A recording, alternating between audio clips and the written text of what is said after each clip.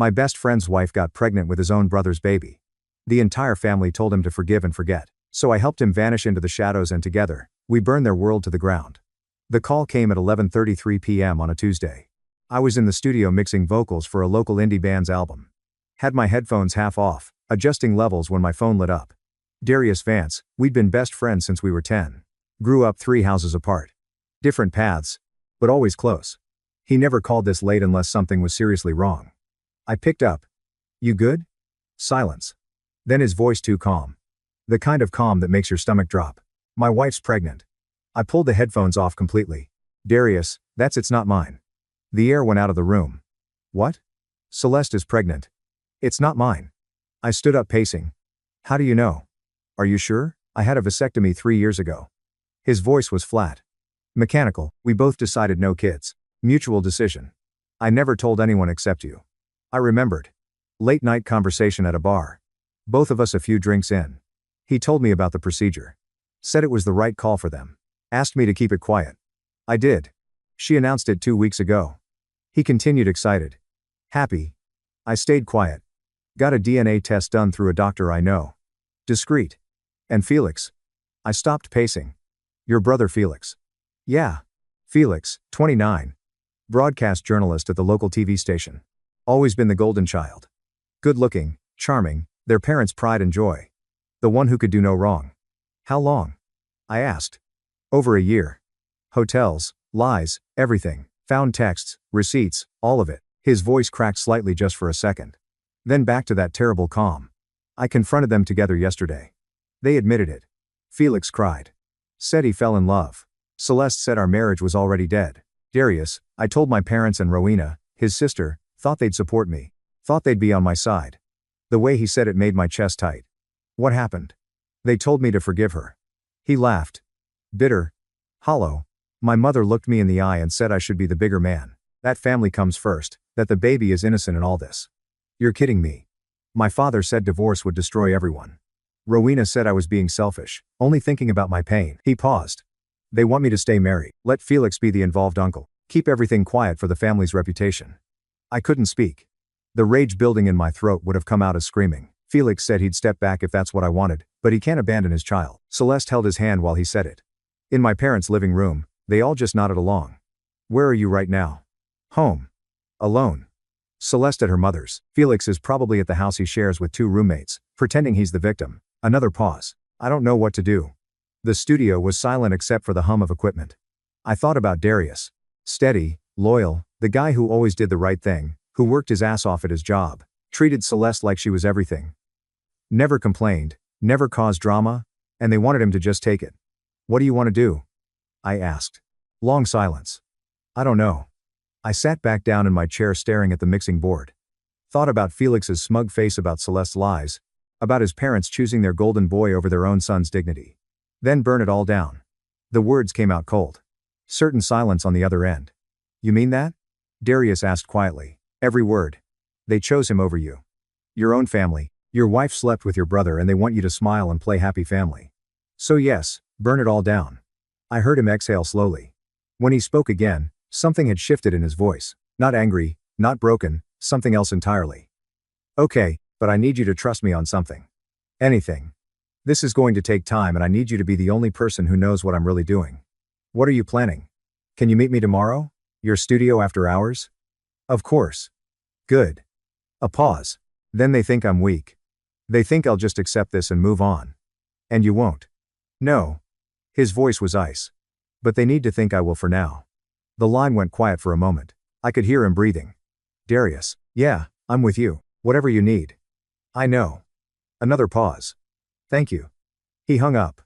I sat there in the empty studio, phone in my hand, and realized something. I just told my best friend to start a war and I meant every word. 2 days later, Darius filed for divorce. I got the text from him at 9 a.m. Paper served. I'm out. That was it. No explanation, no emotion. Just done. I called him, voicemail, texted back, nothing. By noon, my phone was blowing up. But not from Darius. From mutual friends. From people who knew us both. Did you hear about Darius? Is he okay? What the hell happened? I played dumb. Said I didn't know details. Said he was probably processing. Said to give him space. That night, he showed up at my studio. I was setting up mics for a session when I heard the side door open. Looked up. Darius walked in carrying 2 duffel bags and a backpack. That was it. That's all he'd taken from 6 years of marriage. You leaving town? I asked. Something like that. He dropped the bags. Looked different already. Like he'd shed a layer of skin. I got a new job. Industrial design firm about 90 minutes north. Better position than what I had. Better pay. When did you? I've been planning it for 2 days since our call. He sat down on the couch in the corner. The one where artists usually waited between takes. I signed a lease this morning. Small place, they don't know my real address. They any of them. His jaw tightened. New phone number tomorrow. Only you, my lawyer, and my therapist will have it. I sat down across from him. You're disappearing completely. He looked at me, eyes harder than I'd ever seen them. I need you to keep this secret. When people ask, you tell them we drifted apart. You tell them you haven't heard from me. Can you do that? Yeah. But why? Because they need to think I gave up. He leaned forward. I'm not fighting the divorce, not contesting anything. Whatever Celeste wants, she gets. House, money, all of it. Darius, that's insane. No, it's strategy. He pulled out his phone. Showed me a contact. Morton and Associates, Forensic Accounting. Then another. Keegan Investigations. He looked up. I'm not giving up. I'm building a case, but it takes time. And for it to work, they need to believe I'm broken. And that's how it started. For the next 6 months, I became Darius's only connection to the world he left behind. We met once a week, never the same place twice. Diners 40 minutes out of town. Parks where nobody knew us. My studio. After midnight, when I knew we'd be alone, he'd tell me what he was finding. I'd tell him what was happening on the outside. And what was happening made my blood boil. Celeste's lawyer moved fast, filed for emergency spousal support, claimed Darius abandoned her while pregnant. The court gave her temporary alimony, $4,200 a month. Felix started showing up places with her. Coffee shops, grocery stores, posted a photo on Instagram. Sometimes life surprises you. Comments full of heart emojis from people who had no idea. Darius's family closed ranks. I heard through a friend of a friend that Bernard and Constance told extended family Darius had a breakdown, that he couldn't handle the pressure of marriage, that he ran away from responsibility. Rowena posted something vague on social media about supporting those we love through difficult transitions. The comments were all supportive of them. Felix, Celeste, and the family that threw Darius away. I wanted to scream the truth. Every day I wanted to post it online, tell everyone what really happened, expose them all. But I'd made a promise, so when friends asked about Darius, I lied. We don't really talk anymore. When my own sister asked if I'd heard from him, I said no. When his name came up at bars or parties, and it did because gossip spreads, I changed the subject. Meanwhile, Darius was changing. Each time I saw him, he looked different. Lost weight first, dropped maybe 20 pounds, then started hitting the gym, built muscle, started dressing better, sharper suits, better haircuts, but it was his eyes that got to me. They went cold, focused, like he'd turned off something human and replaced it with pure calculation. You okay? I asked him one night, 4 months in, we were at my studio. He'd brought files, banker's boxes full of documents. I'm better than I've been in years, he said. Meant it too. You don't seem better. You seem what? Scary. He smiled. Not the warm smile I knew from childhood. Something else good. The investigator he hired was thorough. Found out the affair started 18 months before the pregnancy. Found hotel receipts Felix paid for with a credit card Bernard gave him for work expenses. Found texts between Celeste and Felix going back almost 2 years. The forensic accountant found something worse. Celeste had been moving money, small amounts at first, then larger, transferred from their joint accounts into one Darius never knew about. Over 18 months, she'd skimmed $83,000. She was planning this the whole time, Darius said, showing me the spreadsheet, the affair, the exit, all of it. And through it all, Felix thrived. Got promoted at the TV station, senior correspondent. Started doing feel-good local news stories, community spotlight segments. People loved him. Then came the baby boy. 7 pounds 4 ounces. Felix posted the photo. Welcome to the world, little man. Hundreds of likes. Dozens of comments congratulating him. I was at a bar when I saw it. Nearly threw my phone across the room, called Darius. Did you see? I saw. How are you not losing your mind? Because I know something they don't. His voice was calm. Dead calm. The divorce finalizes in 2 weeks. She's getting everything she asked for. And you're just letting it happen. Yes. Why? You'll see. 6 months to the day after he disappeared, I got a text at 10 p.m. Meet me tonight. It's time. I drove to the studio, waited. 20 minutes later, Darius walked in. He was wearing a suit, expensive one, carrying a briefcase I'd never seen before. He set it on the mixing board, opened it. Files, thick ones, tabs, highlights, sticky notes, documentation of everything. The divorce is about to be finalized. He said she's getting everything she asked for. I stared at him. What? Why didn't you fight? For the first time in 6 months, Darius smiled. A real smile. Because I needed her to think she won.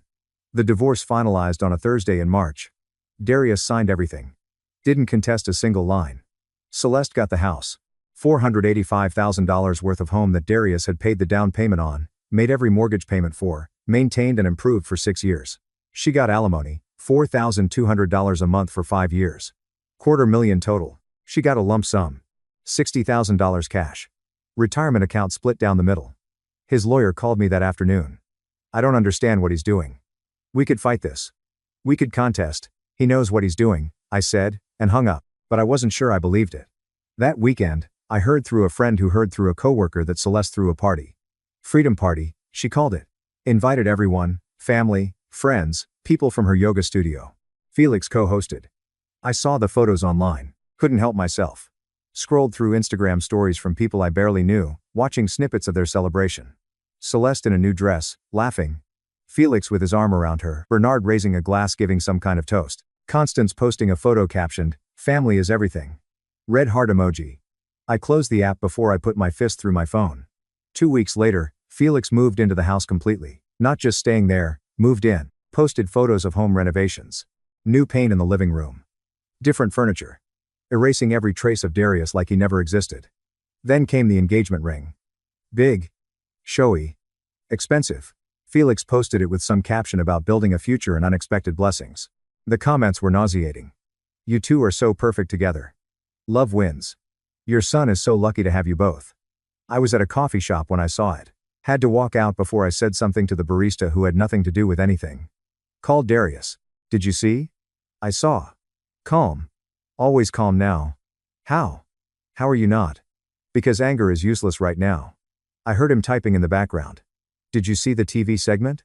"What segment?" "Check Felix's station website. They did a puff piece on him last night." I pulled it up on my phone. Love in unexpected places. Local journalist finds family. 5-minute segment. Felix talking about second chances and unconventional families.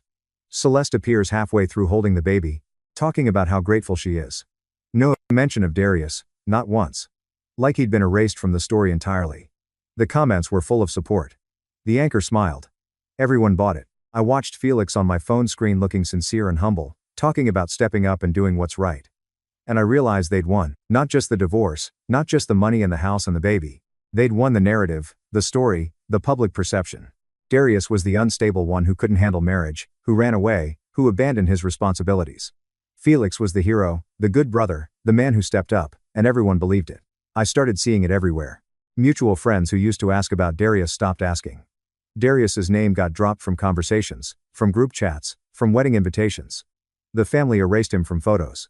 I know because Rowena posted throwback pictures from family vacations. Pictures I knew Darius was in, but he'd been cropped out. Literally cut from the frame. At a barbecue that summer, someone mentioned the Vance family. "Great people," they said. "The younger son, Felix, is doing amazing things." Nobody mentioned there was an older son. I wanted to flip the table. Wanted to tell everyone the truth. Wanted to show them the evidence, the lies, the betrayal. But I'd made a promise. Some nights I questioned everything.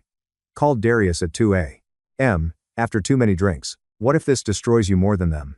What if revenge cost more than just moving on? This isn't revenge. His voice never wavered. This is justice. And justice requires patience. But they're winning. They're living your life. Felix is in your house. Your family thinks you're the villain. How is that justice? Because they think it's over. I heard him shift like he was sitting up. They think they got away with it. That's what I need them to think. For how long? Not much longer. 3 weeks later, he sent me a file. Investigator's final report. I read it in my car outside the studio. Every page made it worse. The affair didn't start a year ago. 18 months hotel stays going back almost 2 years. Felix's credit card statements. The card Bernard gave him for work emergencies showed charges at the same hotel Celeste's calendar marked as girls' nights and yoga retreats. The money Celeste moved wasn't $60,000, $83,000. She'd been skimming their joint account since the affair started. Small amounts at first, a few hundred here and there, then bigger chunks as the months went on. She'd lied under oath in the divorce. Testified she only found out about the vasectomy after getting pregnant, but the investigator found the consent forms. Both signatures, both dates, she'd known the whole time. And Felix's promotion, Bernard made a call, used a family connection at the TV station. Ethics violation. Nepotism, Felix didn't earn it. Daddy bought it for him. But the worst part, the part that made me sit in that car for 20 minutes staring at nothing. Celeste had a pregnancy scare 6 months before the baby, told Felix, not Darius. Felix panicked, told her to take care of it because the timing wasn't right. She did. Then she got pregnant again. This time she kept it. The affair wasn't some passionate mistake. It was calculated, planned, strategic. I called Darius. I just read. I know. This is insane. This is evidence. Why aren't we next Tuesday? His voice was different. Sharp. I'm filing next Tuesday. Filing what? Motion to vacate the divorce decree due to fraud and a civil lawsuit. Fraud and conspiracy. My heart stopped. They'll see it coming. No. Emergency hearing. Sealed filing. Judge reviews evidence first. If she approves, they get 24 hours notice before court. And if the judge doesn't approve, silence. Then she will. 4 days later, my phone rang. Darius. The judge approved it. I couldn't speak. Hearing is in 3 days. They found out this morning. What did they do? My mother left 6 voicemails. Felix sent 11 texts. Celeste's lawyer sent a threatening email about frivolous litigation. He paused. I deleted everything without reading it. Jesus, I need you there. Front row, Wednesday, 9 a.m. Courthouse downtown.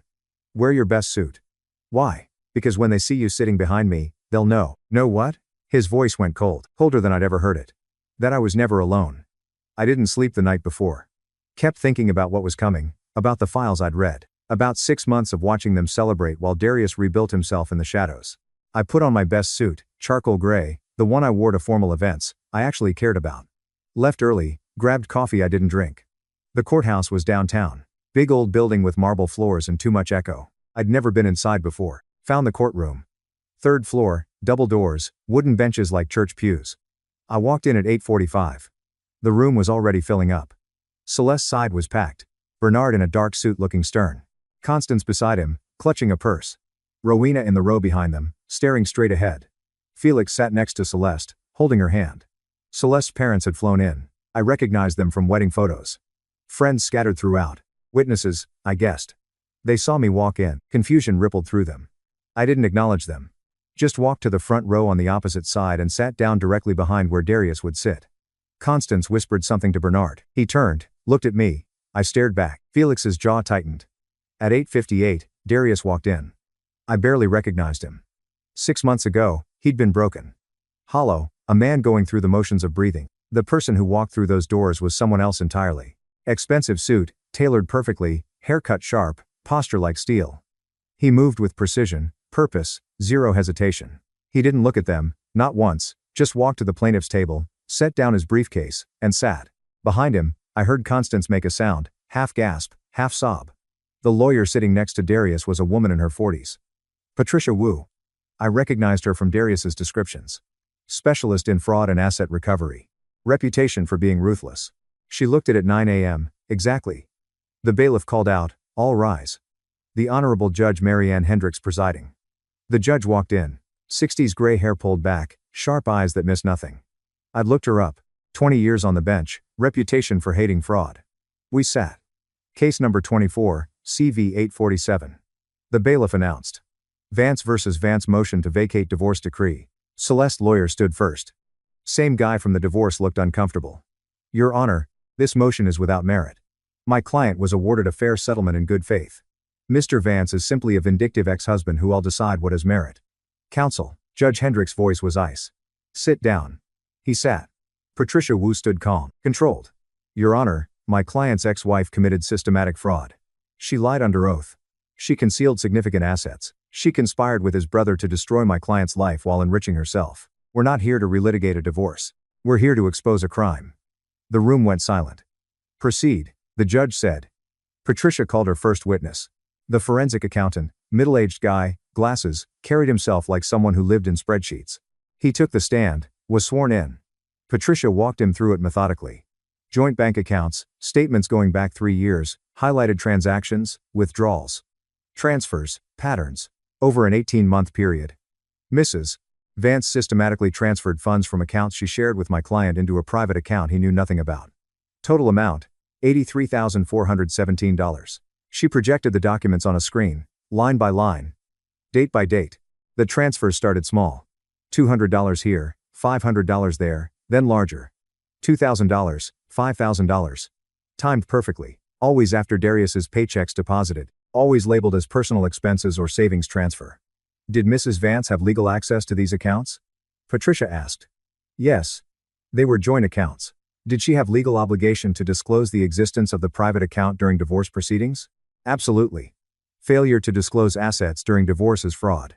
I watched Celeste. Her face had gone pale. Next came the private investigator. Young woman. Professional. Carried a tablet. Patricia had her walk through the affair timeline. Hotel receipts, 18 months of them. Different hotels, same pattern, always weekdays, always charged to a credit card under Felix's name. Text messages, not the sorted ones. Patricia was smarter than that. The planning ones. February 14, 2024. Celeste to Felix. He's working late again. Room 412. March 3, 2024. Felix to Celeste. Told mom I needed the card for work equipment. We're good for the weekend. June 22, 2024. Celeste to Felix. When should we tell him? I'm tired of hiding. June 22, 3 months before she announced the pregnancy. She'd been planning the exit the whole time. Patricia displayed call logs. Hundreds of calls between Celeste and Felix. Duration? Timestamps? Patterns. Most happened when Darius was at work. Then came the medical records, vasectomy consent forms, both signatures, both dates. March 2021, Patricia turned to address the judge directly. During divorce proceedings, Mrs. Vance testified under oath that she had no knowledge of the vasectomy until after discovering her pregnancy. Your Honor, you're looking at her signature on the consent form. She lied. Under oath, perjury. Celeste's lawyer tried to object. Your Honor, memory can be. Save it. Judge Hendrick's expression was granted. Continue, Miss Wu. Patricia pulled up more documents. Felix's credit card statements. This card was issued by Bernard Vance to his son Felix for professional expenses. Work, travel, equipment, legitimate business costs. She highlighted the charges. Hotels, restaurants, flowers, jewelry, $28,300. None of it work-related. All of it spent on the extended affair with his brother's wife. Funds from a family trust meant equally for all of Bernard Vance's children. I saw Bernard's face go white. Patricia called Celeste to the stand. Celeste stood slowly, walked to the witness box, got sworn in, sat. She tried to look composed.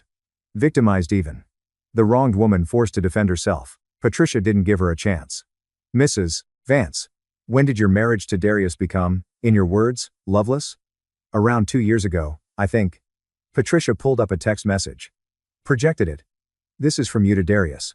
Dated April 2024. During your affair, you are my soulmate. I'm the luckiest woman alive. I love you more every day. Celeste blinked. I was trying too. Here's another. June 2024. Your 6th anniversary card to Darius. Patricia held up a photo of it. Forever and always. Only you. 6 years down. Infinity to go. Silence. Does that sound like a loveless marriage? Mrs. Vance? I was confused. Were you confused when you opened the secret bank account? Were you confused when you lied under oath about the vasectomy? Objection. Celeste's lawyer stood. Badgering. Overruled. Answer the question. Mrs. Vance. Celeste's hands were shaking. I made mistakes. Patricia cut her off. One more thing, Your Honor. She pulled up new documents. I hadn't seen these before. Text messages between Mrs. Vance and her divorce attorney. Dated 8 months before the pregnancy announcement. She read them aloud. Celeste, what if I said he was emotionally abusive? Would that help my case? Attorney, do you have evidence of abuse? Celeste, I could get witnesses, friends who'd say he isolated me. Attorney, without documented evidence, police reports, medical records, therapist notes, claims of abuse are difficult to prove and can backfire. I don't recommend that strategy. The courtroom erupted. Whispers, gasps, movement. Judge Hendrick slammed her gavel. Order. Patricia turned to face Celeste. You were going to claim abuse falsely. Get a restraining order. Take everything, but your lawyer told you it wouldn't work. So, you pivoted. Got pregnant. Use that instead. Celeste was crying now. No. You planned this. All of it. The affair. The exit. The destruction of my client's life. This wasn't passion. This wasn't a mistake. This was calculated. Judge Hendricks called recess. In the hallway, chaos. Bernard walked straight to Darius. I stepped closer, ready. You're destroying this family, Bernard said, voice shaking. Darius looked at him. Zero emotion. You already did that. I'm just finishing what you started. Constance approached, reaching for him. Darius, please. He walked past her like she was air. Felix moved forward. We need to talk. Darius stopped. Looked at me first, then back at Felix. We're done talking. Tomorrow you lose everything. I saw it then. Fear. Real fear in Felix's eyes. And I knew tomorrow was going to be worse. Day 2, the courtroom was different. Word had spread. Local media showed up. Reporters with notebooks, cameras outside. This wasn't just a divorce case anymore, it was a story. I sat in the same spot.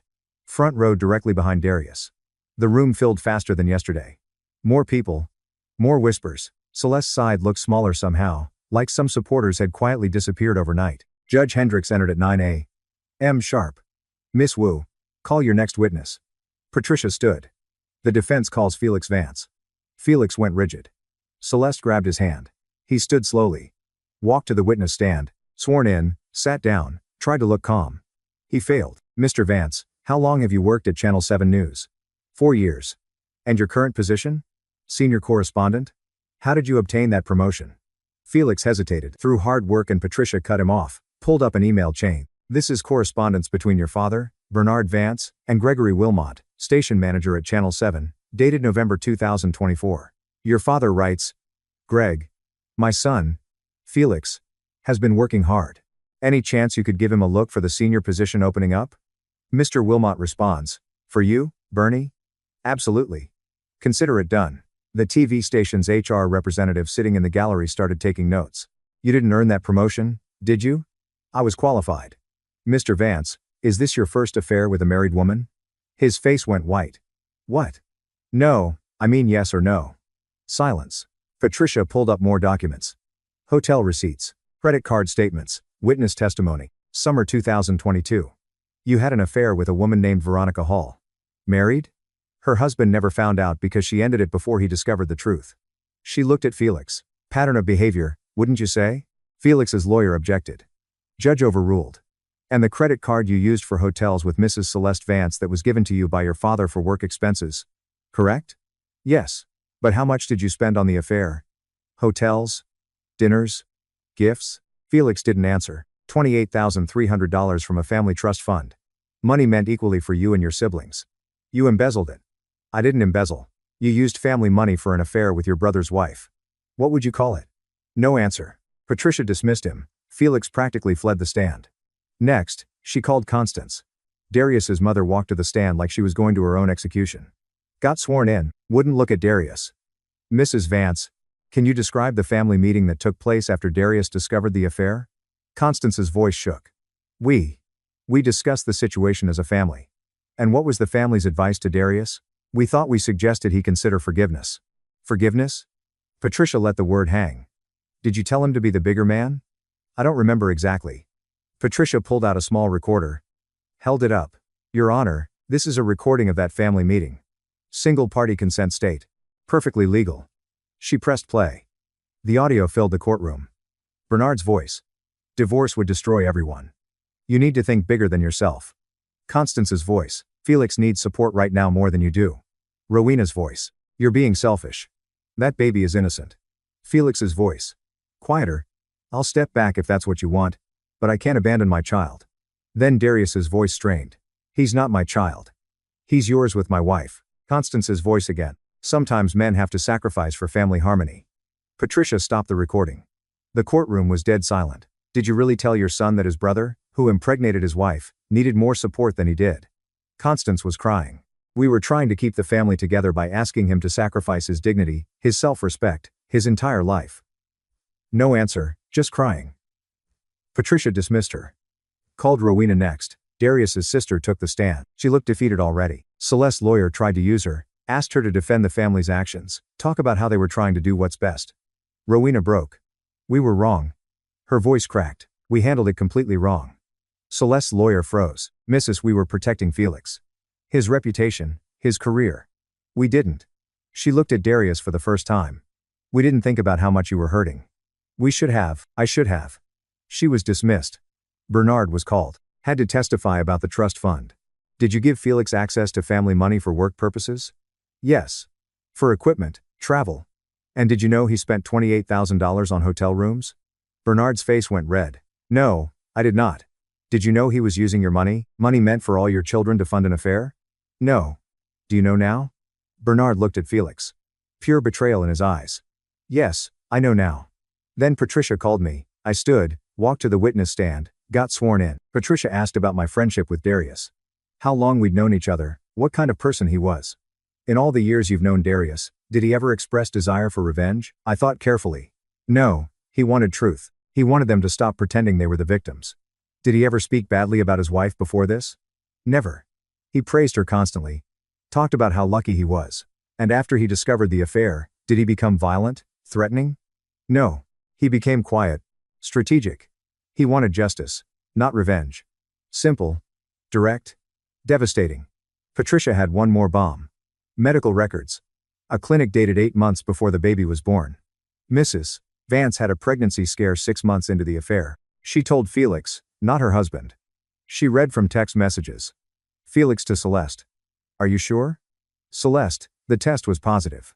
Felix, this isn't the right time. You need to take care of it.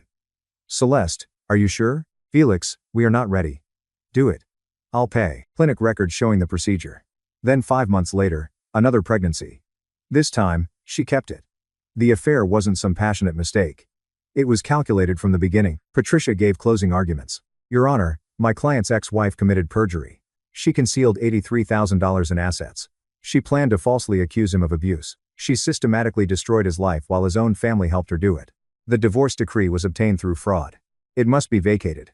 Celeste's lawyer had nothing. Talked about complicated situations and good faith mistakes. It was pathetic. Judge Hendricks looked at everyone. At Celeste, at Felix, at the family, at Darius. I'm going to deliberate. We'll reconvene in 20 minutes. 20 minutes felt like hours. I sat with Darius in the hallway. He didn't speak. Didn't need to. When they called us back in, the courtroom was electric. Judge Hendricks sat, looked directly at Celeste. I've reviewed all evidence. This is one of the most egregious cases of marital fraud I've seen in 20 years. She looked at Felix. You conspired at Bernard and Constance. You enabled it. Back to Celeste. You lied repeatedly under oath. She paused, picked up her gavel. Here's my ruling. The divorce decree is hereby vacated due to fraud. Celeste made a sound like she'd been punched. Judge Hendricks continued. Methodical and merciless. A new decree will be issued with the following terms. All alimony payments are eliminated, effective immediately. Mrs. Vance must return the marital home to Mr. Vance or pay him $242,500, half its appraised value. She must repay the $83,000 concealed in the private account plus the $60,000 settlement she received. That's $143,000. She looked at Celeste over her glasses. Additionally, Mrs. Vance will pay Mr. Vance's legal fees in their entirety. $47,000. Total amount owed, $190,000. I'm also referring this case to the District Attorney's Office for perjury investigation. Celeste's lawyer tried to speak. Judge Hendricks held up a hand. I'm not finished. Mr. Felix Vance, you will face a separate civil suit for conspiracy and alienation of affection. That's outside my jurisdiction, but it's coming. She slammed the gavel. We're adjourned. The courtroom erupted. Celeste collapsed into her chair, sobbing. Felix sat frozen, staring at nothing. Bernard stood up and walked out without looking at either of them. Constance followed, stumbling. Reporters swarmed the hallway. Darius gave one statement. I wanted the truth on record. Now it is. That's all. Then he walked away. I followed. The fallout was immediate. That afternoon, Channel 7 News put out a statement. Felix Vance has been terminated. Effective immediately due to conduct violations and ethics breaches. His face was all over local news by evening, not as the correspondent, as the story. Local journalist fired after fraud scandal. By the end of the week, the DA charged Celeste with perjury.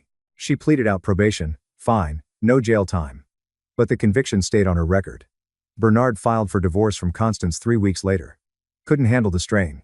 Blamed her for babying Felix his whole life. She blamed him for creating the environment. The family splintered. Rowena sent Darius one email. Subject. I'm sorry. He deleted it without reading. 3 months later. I met Darius for dinner. First time we were meeting publicly as friends in over a year. No more secret locations. No more hiding. Upscale restaurant downtown. The kind with cloth napkins and wine lists. He looked good. Healthy, different than the broken man who'd called me that night, And different than the cold weapon he'd become during the case, something in between, human again. We ordered, talked about normal things, work, hobbies, the weather. I told him about a band I'd signed. He told me about a project at his firm, some innovative design that was getting industry attention. It felt like old times before everything. Then I asked, do you ever think about them? He set down his fork. Considered it sometimes, but not the way you'd think. I don't think about what they did to me. I think about who I became after. He paused. They thought silence was weakness. They thought my disappearance meant defeat, but all it did was give me time to become untouchable. I finished. He smiled. Exactly. What about the family? Any contact? No. Bernard's living alone somewhere. Bitter. Constance is trying to rebuild a relationship with Felix, but he resents her, thinks she should have protected him better. Rowena tried reaching out once. I didn't respond. And Celeste? Felix? Celeste moved back with her parents. Out of state, working 2 jobs to pay off the debt. Wage garnishment takes a chunk every month. Felix is working retail, barely making rent. His career's done. No TV station will touch him. He adjusted his cuff. That gesture I'd seen in the courtroom. Do you feel better? I asked. Did it help? He thought about it. Really thought. People think revenge is about feeling good. It's not. It's about knowing they can't hurt you anymore because they have nothing left to take. He met my eyes. They thought silence meant weakness. They mistook my grief for defeat. It's done. I said, it's done, he confirmed. The waiter brought dessert. We ate in comfortable silence. I'm seeing someone. Darius said eventually met her at work. Taking it slow. Being careful. Good. You deserve that. Maybe. Or maybe I'm just ready to try again differently this time. We finished dinner, split the check, walked out into the cool night. Thank you, Darius said at his car. For everything, for keeping the secret, for being there, for telling me to burn it all down when I needed to hear it. I'd do it again. I said. Choose your side. Every single time. He smiled, got in his car, drove away. I stood there for a minute, watching the taillights disappear. Thought about that phone call a year ago, about the broken man who didn't know what to do, about the family that threw him away, about Felix who thought he could take everything, about Celeste who calculated every move. They thought they broke him. They thought they won. But all they did was give him time. Time to document every lie. Time to build an unbreakable case. Time to become someone they couldn't touch. They thought they broke him, but all they did was give him time to become untouchable. And I'd choose his side again every single time. Thank you so much for watching until the end. If you really like our videos, please don't forget to like, share, and subscribe. Have a great day.